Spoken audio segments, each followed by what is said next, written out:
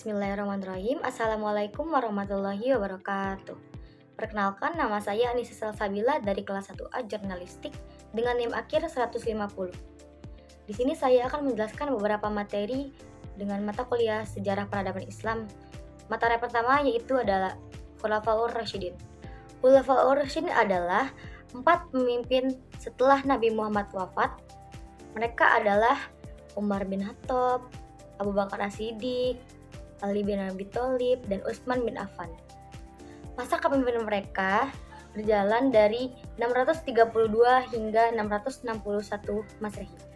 Pada masa Abu Bakar As-Siddiq dilakukan modifikasi Al-Quran. Pada masa Umar bin Khattab memperluas wilayah Islam hingga Persia ke Mesir.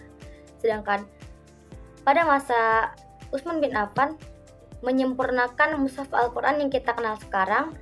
Dan yang terakhir ada Ali bin Abi Thalib yang menghadapi ujian berupa perpecahan politik. Masa ini menjadikan contoh teladan kepemimpinan Islam yang adil dan berakhlak mulia.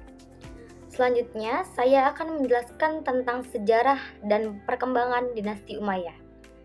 Dinasti Umayyah berdiri pada tahun 661 Masehi, setelah berakhirnya masa Khulafaur Rasyidin yang dipimpin oleh Muawiyah bin Abu Sufyan.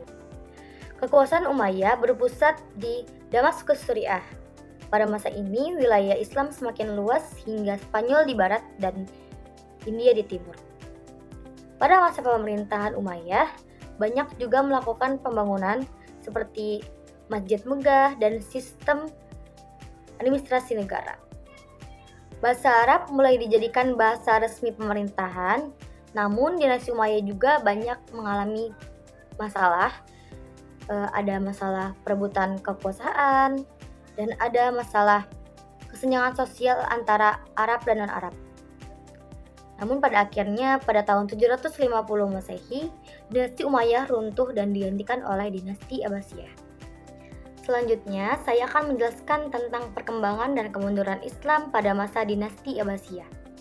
Dinasti Abbasiyah berdiri pada tahun 750 Masehi, berpusat di Baghdad, dan masa awal Abbasiyah disebut sebagai masa keemasan di peradaban Islam.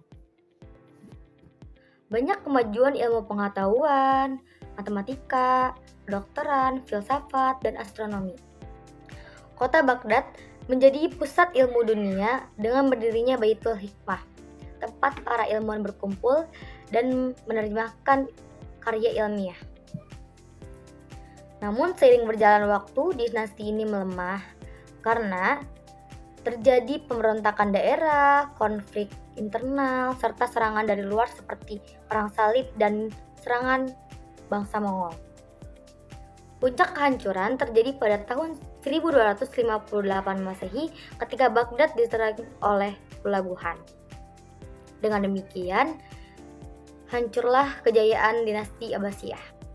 Selanjutnya, saya akan menjelaskan materi yang terakhir yaitu sejarah kekuasaan Islam di Andalusia.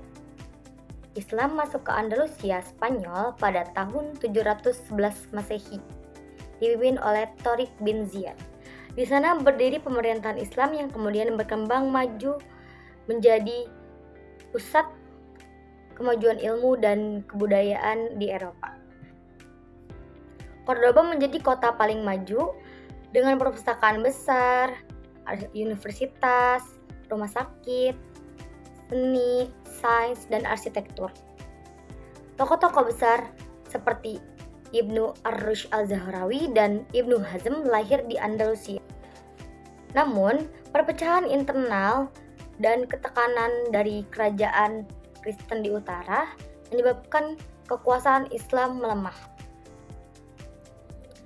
Pada tahun 1492, kerajaan Granada sebagai kekuatan Islam terakhir jatuh ke tangan Spanyol, menandai bahwa pemerintahan Islam di Andalusia telah berakhir.